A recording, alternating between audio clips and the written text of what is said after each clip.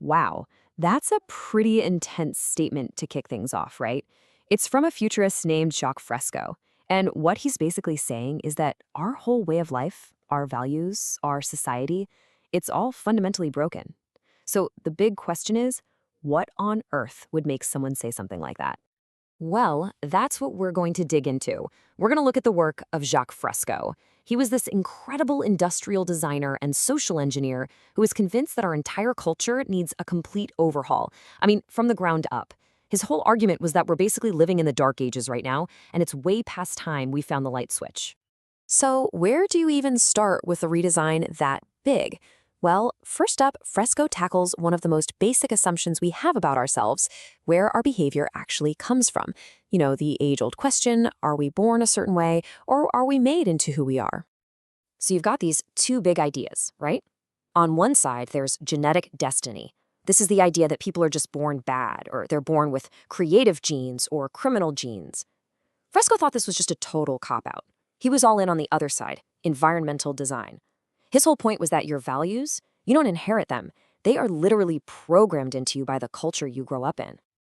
Okay, so if our culture is programming us, how does that even work? What's the mechanism? For Fresco, it all comes down to something called neural association, and it's actually pretty straightforward. It's just the process where your brain links what you see, hear, and touch to a word or an idea.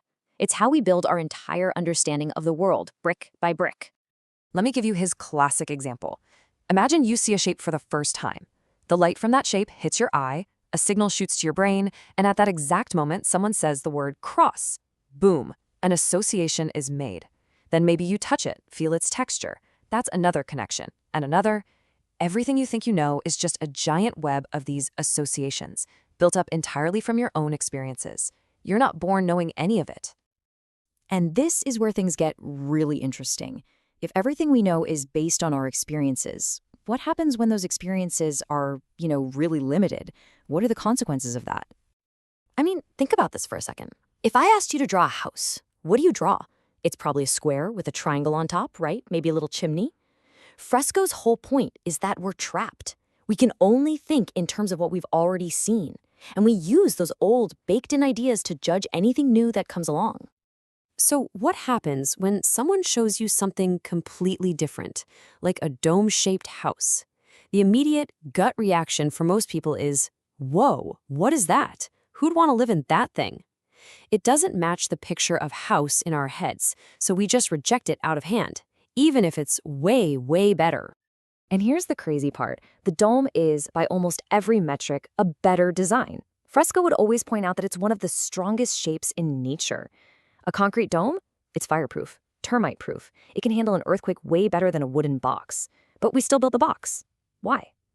Just because it's familiar. It's what we know. This really gets at our deep-seated resistance to change. Fresco loved to tell this story about the first cars. They weren't selling. People were weirded out by them. So what did one manufacturer do? They literally stuck a fake horse head on the front of the car. And it worked. People needed that familiar symbol, that little piece of the old world, to feel comfortable with the new technology. It just goes to show, you can't leap too far ahead all at once. And this kind of limited thinking isn't just for regular folks. Fresco argued that it's a huge problem with our so-called experts. He said that we've created a world of specialists, people who are absolute geniuses in one tiny little area, but are totally blind to how their field connects to everything else. They've got all this specialized knowledge, but they're missing the big picture wisdom we desperately need to tackle global problems. Okay, so this idea that we're all trapped by our own narrow ways of thinking, that leads us to another one of Fresco's really mind-bending ideas, his total takedown of the concept of purpose. You know how we're taught to look at the world? We see a triceratops and we immediately say, oh, the purpose of those horns is for defense, and that big frill is to protect its neck. It makes perfect sense, right? Everything has a purpose, a reason for being. But then Fresco throws a wrench in the works. He'd ask, okay, but what about this? Turns out, paleontologists have found fossils of dinosaurs with horns that point completely backwards, or horns that twist up into these totally useless shapes. So, what was the purpose of those? And suddenly, that simple question reveals a huge hole in our logic. And that's his big point. Fresco argues that purpose is something we made up. It's a human invention. All nature does is produce variations, just random stuff. And if one of those random variations, like a horn that happens to point forward, turns out to be useful for survival, well, that creature does well. Then we come along millions of years later, look at the fossil, and we assign a purpose to it, but it was never designed with a purpose in mind. So let's pull this together. If our behavior is just a product of our environment and our ideas about purpose are just stories we invent, what does that mean for how we've built our entire society? This is where Fresco gets to his most famous and maybe most controversial idea, a totally new blueprint for civilization. He puts two systems head to head. On one hand, you have our current monetary system. Fresco said this system only works by creating and maintaining scarcity. Things have to be rare to be valuable. On the other hand, he proposed a resource-based economy. And in this new system, the goal isn't making a profit. The goal is to intelligently manage all of the planet's resources to create abundance for everybody.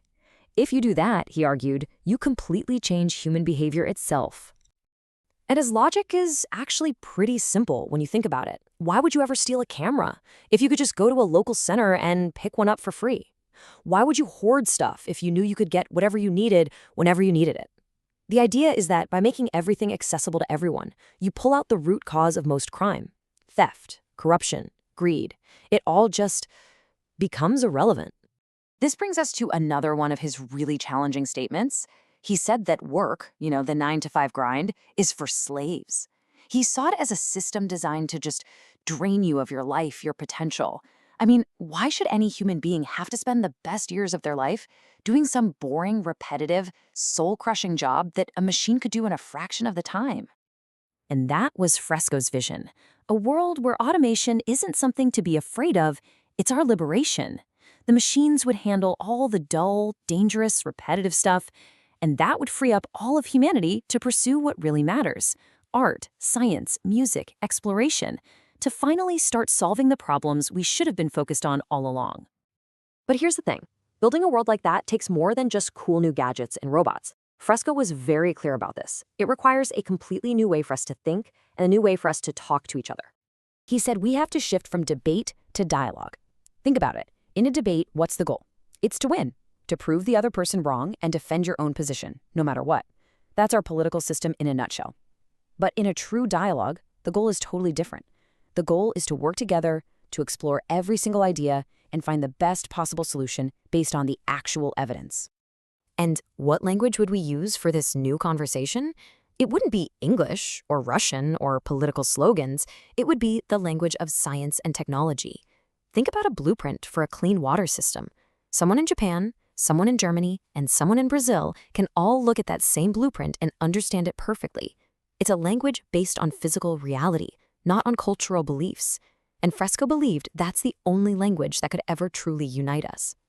Fresco used to say that, looking around at all our wars, our poverty, and the way we're trashing our own planet, we can't really call ourselves an intelligent species. Not yet, anyway. So that leaves us with one last question to really think about. If we, as a species, were to finally become intelligent, what's the very first sign? What's the first thing we would do?